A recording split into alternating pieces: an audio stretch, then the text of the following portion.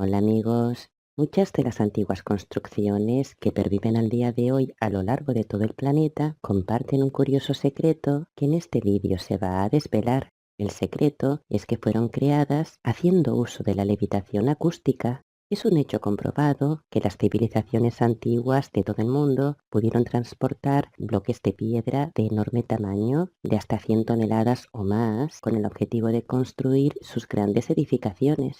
Ellos fueron capaces de colocar esas piedras en posición correcta y de unirlas con rocas aún más grandes con una gran precisión, usando para ello la levitación a través del sonido.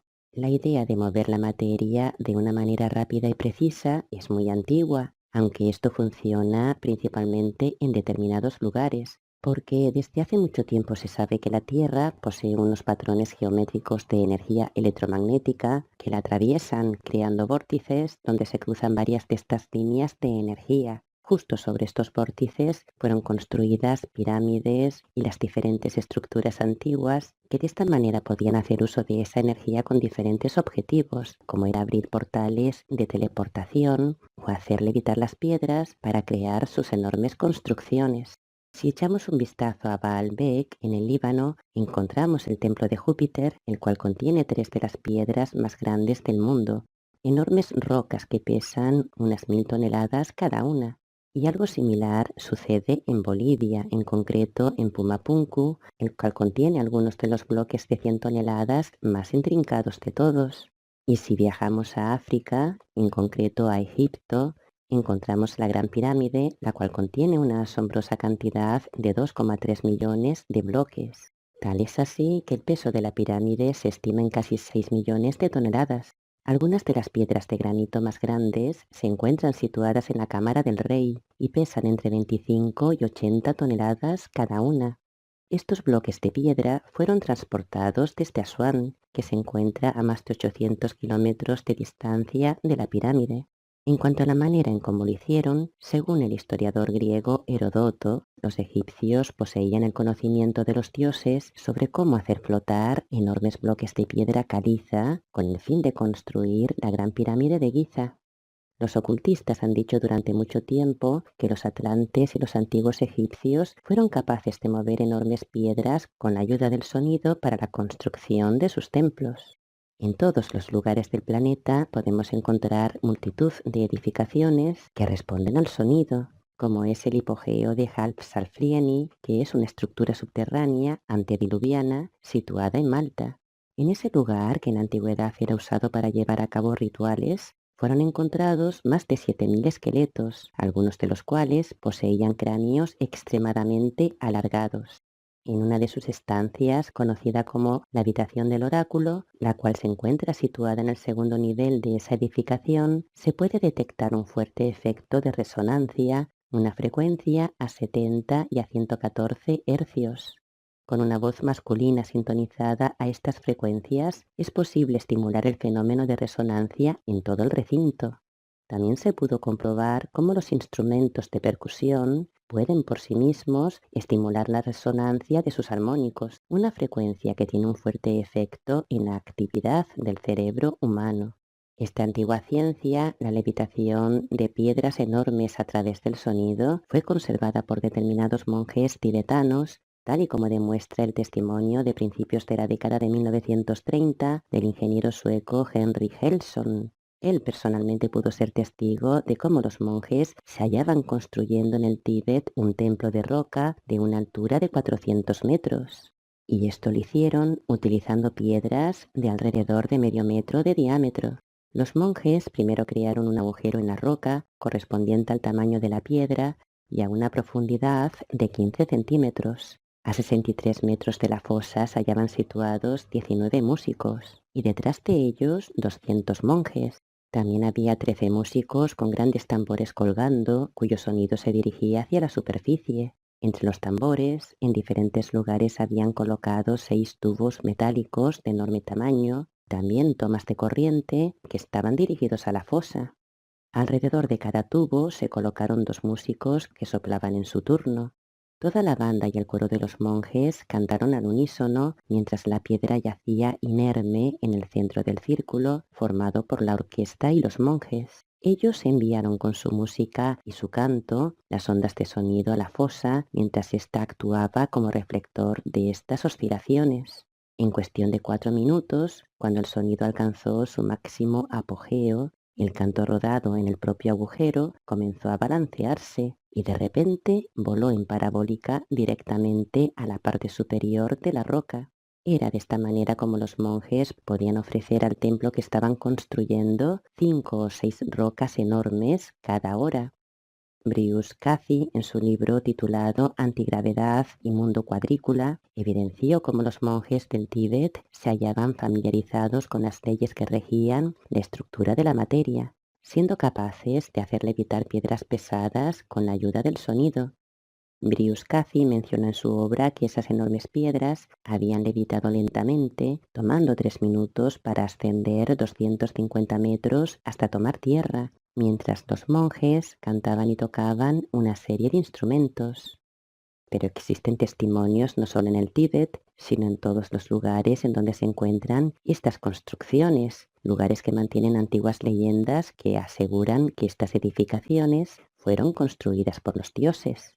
En estas leyendas se menciona que piedras macizas podían moverse solas hasta llegar a su posición definitiva y que esto lo hacían con la ayuda del sonido.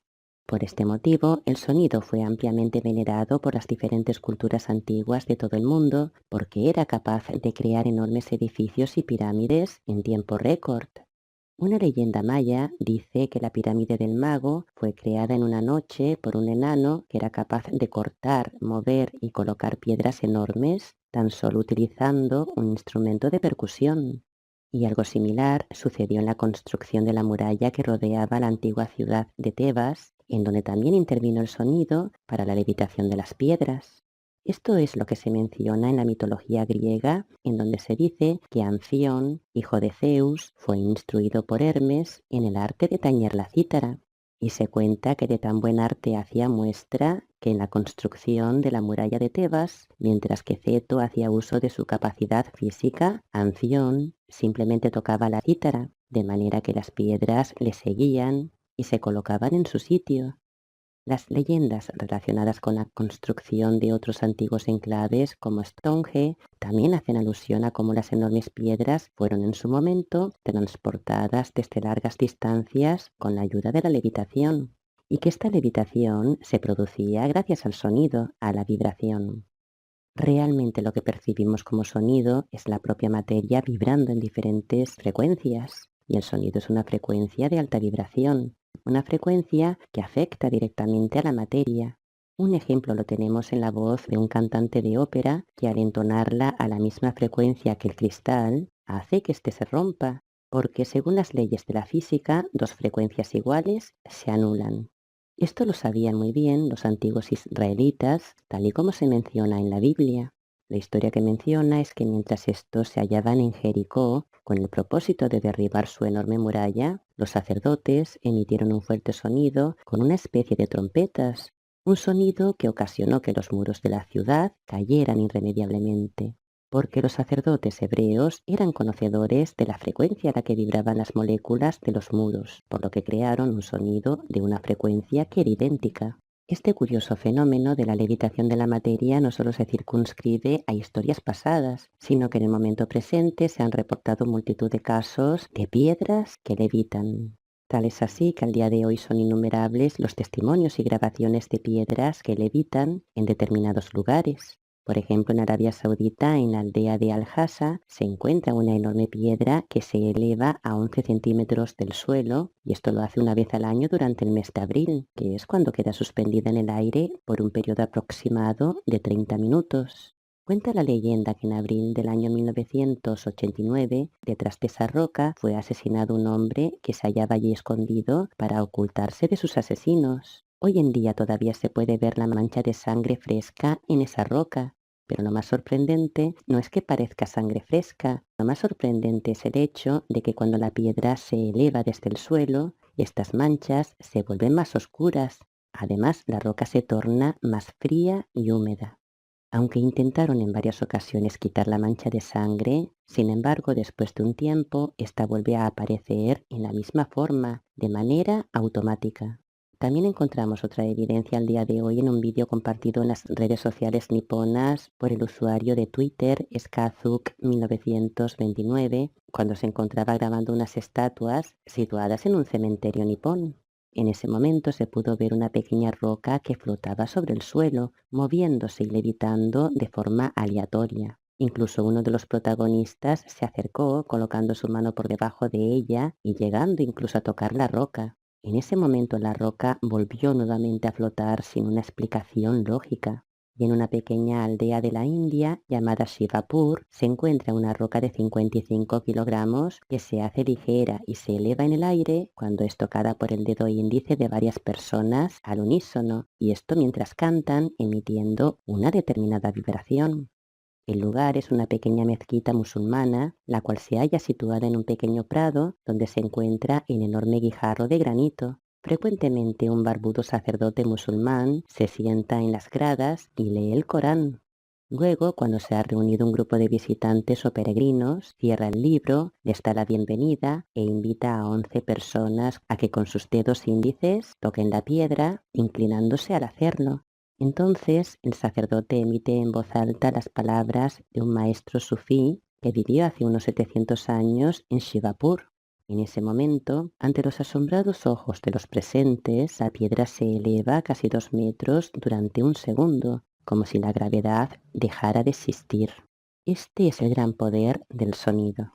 El sonido abarca una amplia gama de frecuencias que el oído humano no puede percibir. Lo que es evidente es que todo lo que existe en este universo, cada cosa, cada vida, tiene su sonido, emite una vibración determinada. Y también está claro que determinadas vibraciones pueden causar tanto efectos positivos como efectos negativos en las personas. Un ejemplo de sonido o vibración positiva es el canto de los pájaros, que aparte de producir relajación y paz en quienes los escucha, también provoca el mecanismo de floración de las plantas. Otro sonido, una vibración muy elevada, es la que emiten los delfines, la cual, entre otras funciones, tiene la finalidad de crear los patrones de crecimiento de las barreras coralinas. Este es el enorme poder del sonido. Hasta pronto, amigos.